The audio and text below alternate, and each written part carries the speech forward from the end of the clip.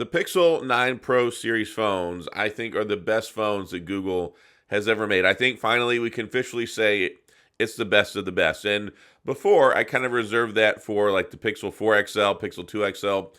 Those are kind of my litmus tests, and probably my favorite Pixel ever was the 4 XL. And we know I'm no stranger to complaining about these phones. I mean, ever since they've come out, we've had issues with the Pixel 6 when it came out, and the tensor, and the signal drops, and the modem not working, and Android having issues. And then the Pixel 7 had its own problems.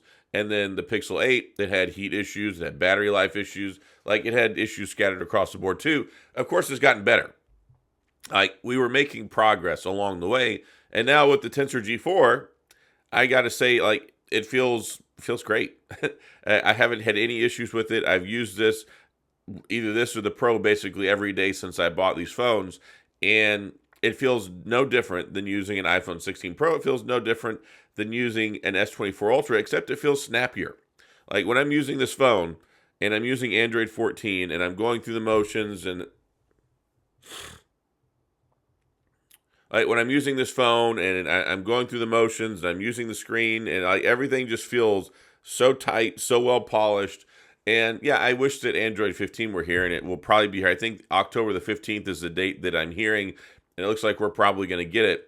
But I am actually kind of glad that they launched this with Android 14, because Android 14 has been such a nice and polished experience.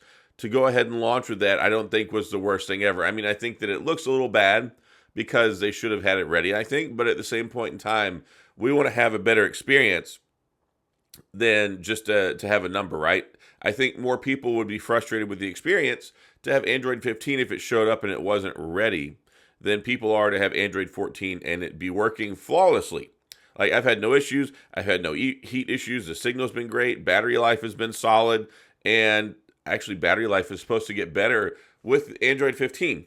So Android 15 could be like some nice little cherry on top, little icing and cherry on top of the strawberry sundae when that gets here, probably in about the next week. So we're expecting October the 15th is a date I've been seeing out there. And there really wasn't a whole lot of conversation about it when the phones came out, when they were announced.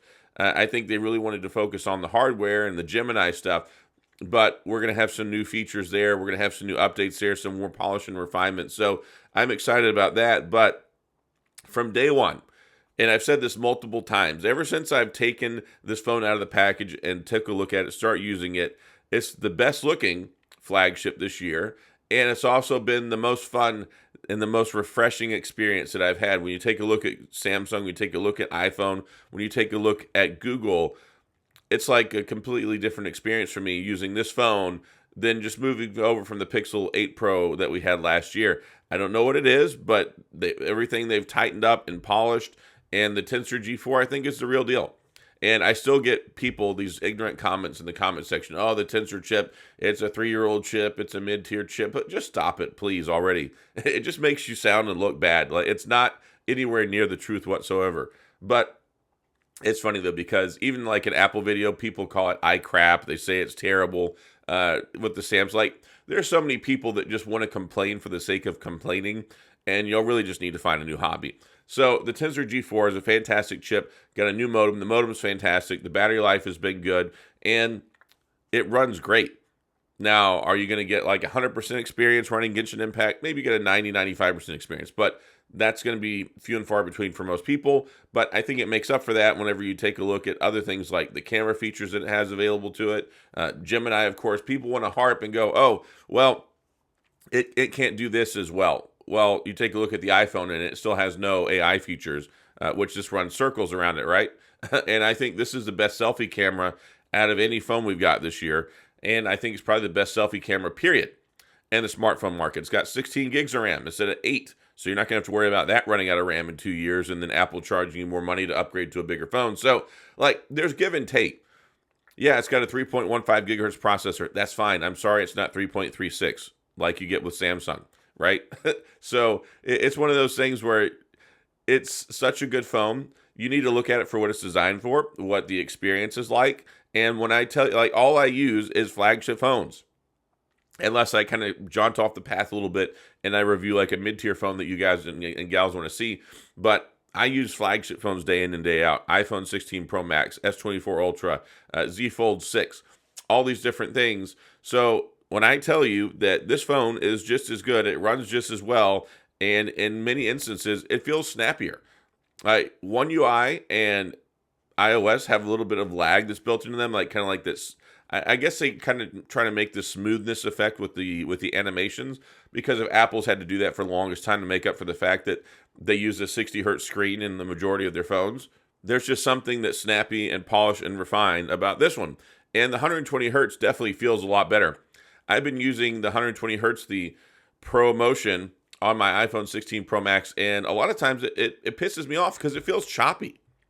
And I made an example of this when I talked about the ProMotion display like a week ago, when it was discovered that their adaptive refresh rates very seldom seem to use 120 hertz. It defaults a lot to 80 hertz, especially whenever it depends on what app that you're using, especially if it's not optimized. So, yeah, there's some pretty choppy experiences. I was using the Cinemark and the AMC app on my phone, and they appear to not be optimized for it because the whole experience felt like it was a choppy 60 hertz. So, yeah, I think that the adaptive refresh rate that Google uses is definitely better. Apple could definitely learn something from that. Premium build quality, premium materials, and I think it's a beautiful phone. I think that this, especially in this porcelain color, is probably just about the most beautiful phone color that we've got this year. Of course, I keep mine covered with a case all the time, and I've been using this, I believe it's the UAG Plio case in black that they were nice enough to send out to me. I've been using this case.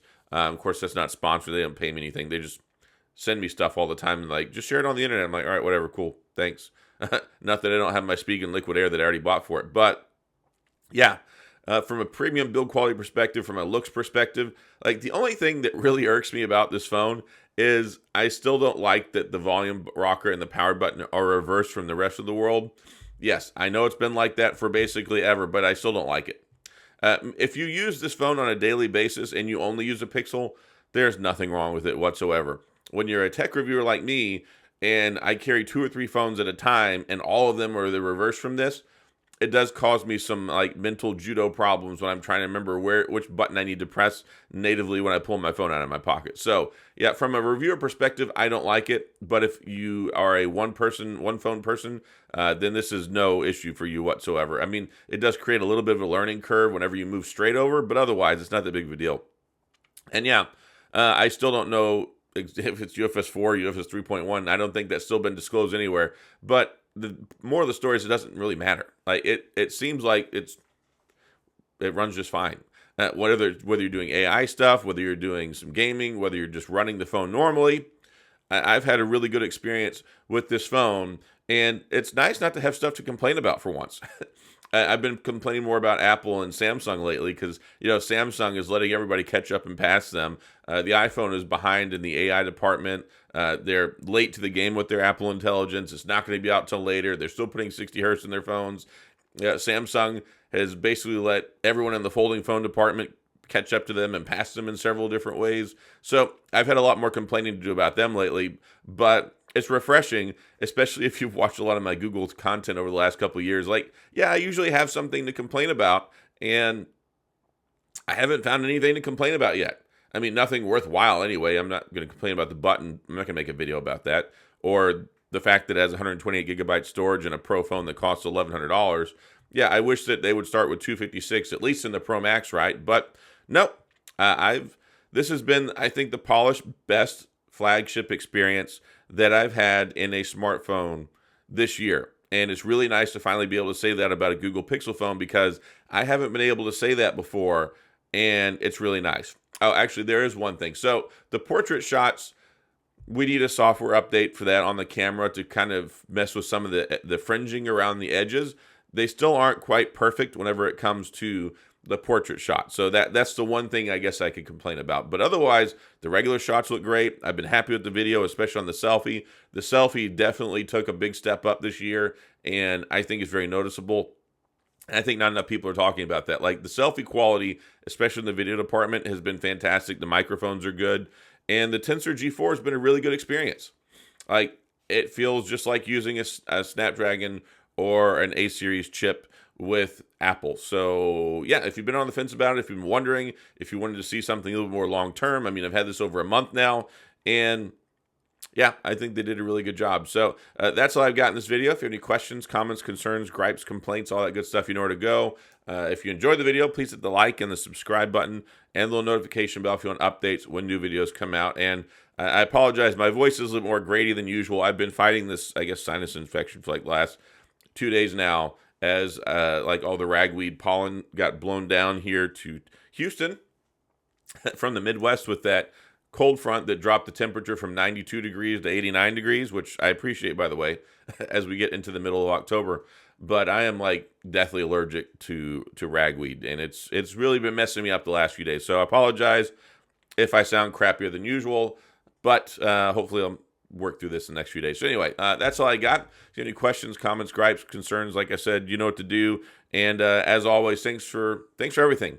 Thanks for showing up. Thanks for watching. Thanks for the support. Thanks for all the nice comments the other day when I finally missed a day because I had like a migraine. Y'all are super nice and super special. And as I always say, y'all are the best group of subscribers and followers out there on the internet. And I genuinely appreciate y'all's kindness and for showing up every day so I can do this. So that's all I got. As always, thanks for being here. I appreciate you watching.